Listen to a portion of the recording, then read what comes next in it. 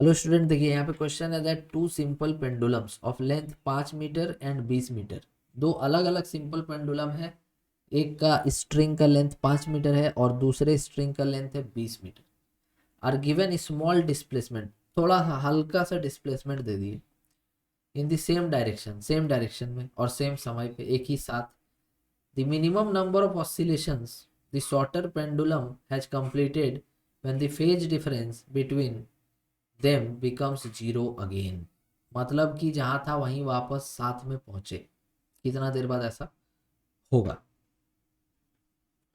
ठीक है, मतलब कितना ऑसिलेशंस के बाद ऐसा होगा, ये हम लोग को निकालना है। देखिए, एक पेंडुलम ले लीजिए जिसका लेंथ है 5 मीटर और एक दूसरा पेंडुलम ले लीजिए जिसका लेंथ है 20 मीटर। आपको पता होगा कि जो time period of simple pendulum होता है वो होता है 2 pi root under L upon G।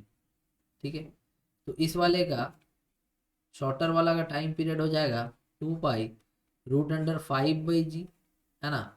और लार्ज वाला का जो टाइम पीरियड हो जाएगा वो हो जाएगा 2 पाई रूट अंडर 20/G, है ना। तो इसका ये मतलब हुआ कि एक ऑसिलेशन करने में जो समय लग रहा है वो दोनों को बराबर तो नहीं लग रहा है, क्योंकि टाइम पीरियड अलग अलग है। तो अभी शुरुआत में जब इसको इनिशियल से रिलीज किया गया, इसको इनिशियल से साथ में रिलीज किया गया, तो ये अपना ऑसिलेशन को जल्दी खत्म कर लेगा क्योंकि इसका टाइम पीरियड कम है। और ये अपना ऑसिलेशन को थोड़ा बाद में खत्म करेगा क्योंकि इसका टाइम पीरियड ज़्यादा है। तो पूछ रहा है कितना देर बाद वापस दोनों एक ही जगह पर पहुंचेगा, मतलब एक कितना ऑसिलेशन के बाद। तो देखिए, मान लीजिए कि ये जो है ये NS ऑसिलेशन किया, number of oscillations by short pendulum, number of oscillations by short pendulum. ये जो है NS ऑसिलेशन करने के बाद इससे इसके साथ सेम जगह पर है और इसका ऑसिलेशन हुआ NL। ये number of oscillation by large pendulum NL है। इतना ऑसिलेशन के बाद दोनों वापस एक ही जगह पर आ जाता है। ठीक है, तो टाइम जो लगा होगा, टाइम क्या लगा होगा, तो टाइम इसको टाइम लगेगा NS इंटू TS। क्यों? क्योंकि इसका एक ऑसिलेशन करने में TS है तो NS ऑसिलेशन करने में टाइम NS होगा।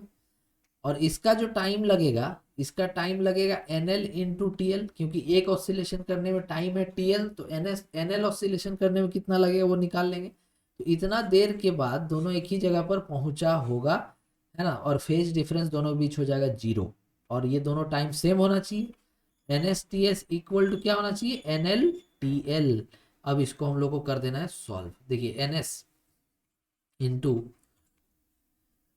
TS लिखिएगा 2 pi root under 5/G equal to NL, और TL आप लिखिएगा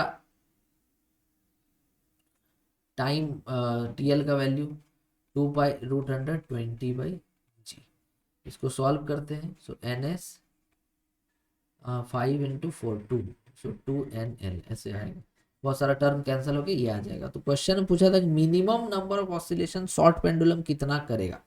तो देखिए, अगर आपको NS मिनिमम चाहिए, NS का वैल्यू अगर आपको मिनिमम चाहिए तो NL1 हो सकता है। उससे कम ऑसिलेशन कैसे होगा, आधा ऑसिलेशन तो नहीं लिख सकते ना।